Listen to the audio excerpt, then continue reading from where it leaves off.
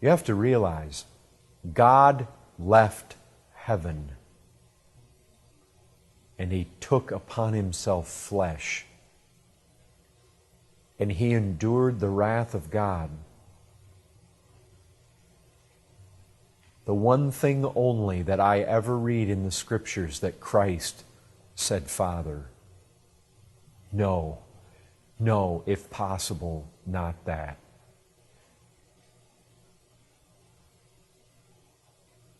You read in the Psalms, poured out like water. Listen, can you even conceive how God can forsake God? We don't even know. We can't even fathom how God and man can be one in one person, and how there can be a forsaking of one person of the Godhead by the other. We don't know it. We don't understand how that's possible. But it was necessary. When you consider that sin requires the damned to stay in hell forever and to suffer forever, unending, forever and forever. When you look at the cross and it hits you square between the eyes, sin demands death. And God isn't messing around. And if He finds unforgiven sin, He will throw you into the lake of fire. And even when His Son became sin, He drank the cup. It's like, Son, if you will become sin in the place of my people, I must force a cup to your lips that you will not want to drink. And He drank the cup of God's wrath, and He drank every drop of it. And when man looks at that cross, he begins to realize God never sweeps sin under the rug.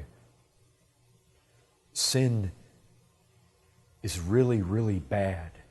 Sin demands that Christ Himself must suffer and die.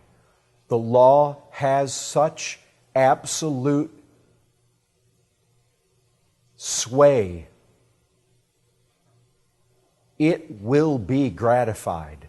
The law will be upheld. The law will be sustained. It makes man realize he's in trouble. It makes man realize there is an awful price to pay for sin. It makes man realize that there's no way he can save himself. God had to send His Son into this world. It strips man. It lays man bare to look at the cross.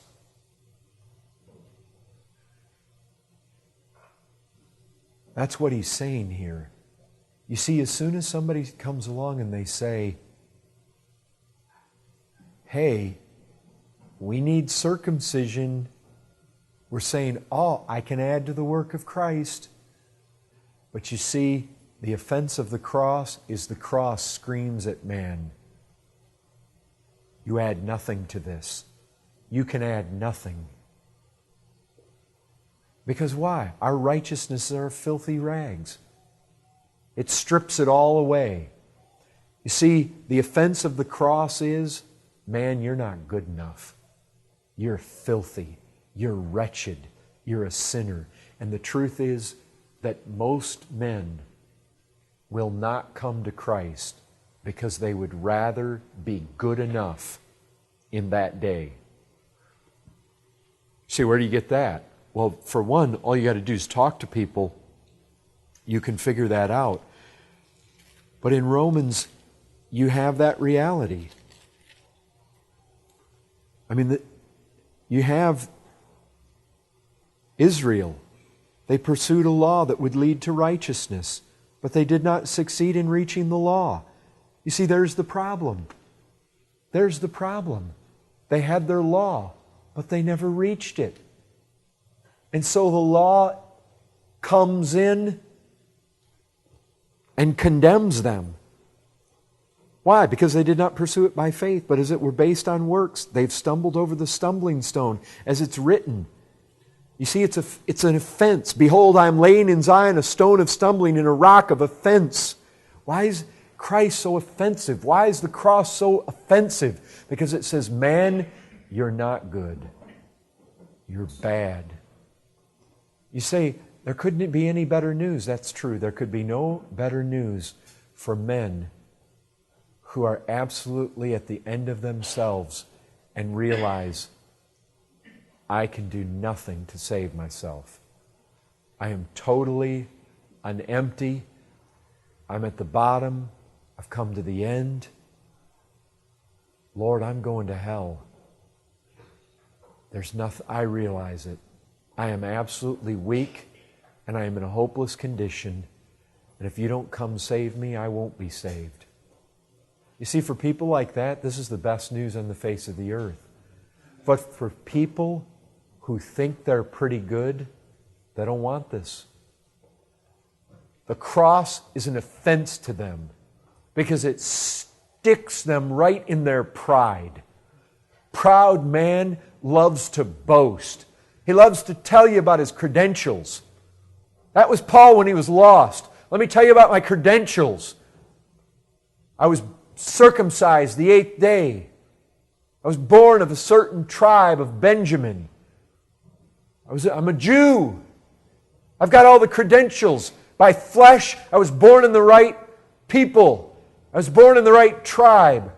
I was circumcised in the right way. I was of the elite. I was a Pharisee. When it came to the law, as a man, as a religious man, I sought meticulously to keep it. You know what the cross does? It steps in and it strips you bare of all that. It says it's all worthless. And if you'll go to heaven, you've got to denounce it all. Lay it all aside. Set it down. Count it as dung. That's what He did. Count it as worthy of nothing but the dung heap. Everything. That's what the cross does. It comes to man and it says, what's your going to church? Throw it on the dung heap.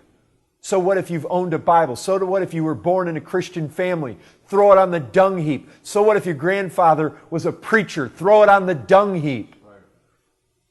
So what if you've done your penance? So what if you've gone and taken the Lord's Supper? So what if you were baptized? How many people want to say, well, I'm a deacon, I've sung on the choir, I've been baptized. So what? Throw it on the dung heap. That's what the cross says to man. And it's offensive. And man's pride just bristles when he hears it. How dare you tell me that? How dare you tell me that I'm not good enough?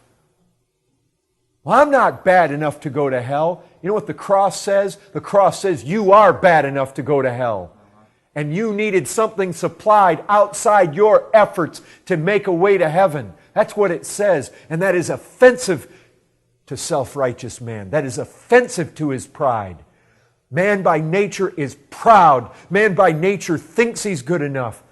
Why do you think we can go up and down the streets and almost everybody says they are good enough to go to heaven? Almost everybody believes in this country they're going to heaven. Almost everybody believes they're right with God. Why? Because they're proud and they're deceived. And when you begin to tell them about the cross, you begin to tell them about how bad they are, how bad man is, and what that cross is all about. Jesus said it. Jesus said, I didn't come for those of you that are well.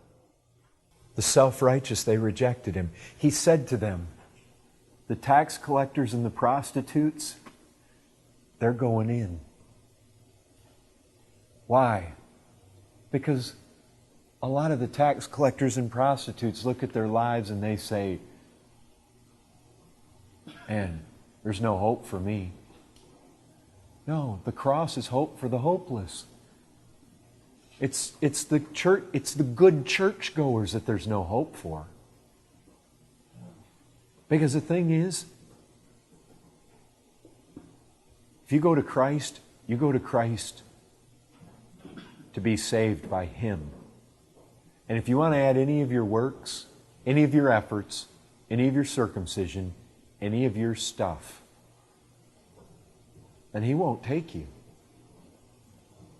You come by faith in Him alone. And that's good news for bad people. That's bad news for good people. But that's what He said. I came to seek and save sinners. I came to call sinners to repentance, not righteous people. He said, who needs a doctor? Is it the healthy person that needs a doctor? He's a doctor. He came to heal the sick.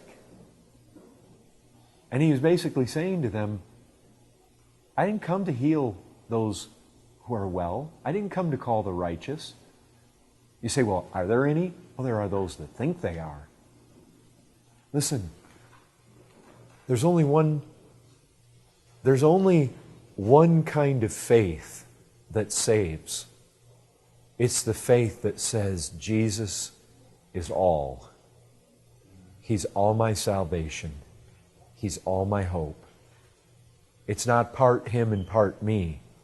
It's not 90% Him and 10% me. It's not 999% Him and 1% my circumcision or uncircumcision. It's because as soon as one part comes in, then Paul just says, that's it. Do the whole thing. You see, that's what Christ says. Remember, Paul's inspired. This is Christ behind him speaking. Christ is basically saying this to all of us. Even if it's 9,999 parts Christ, you bring your one part in you, that's it. You've just disconnected from me, and now you keep the whole thing. See, Christ doesn't share any of it. He says, I'm saving you wholly or not at all. You want one little part in it, you're severed from me. That's it. But if you're a sinner, that's the best news ever. That means I don't have to have... I mean, if you look at your life and you really come to realize, if it took even one part in 10,000 mine, I'm going to hell because I don't have anything to offer. You see, salvation is for the bankrupt. It's for the broken. It's for the destitute. It's for the one who is broke.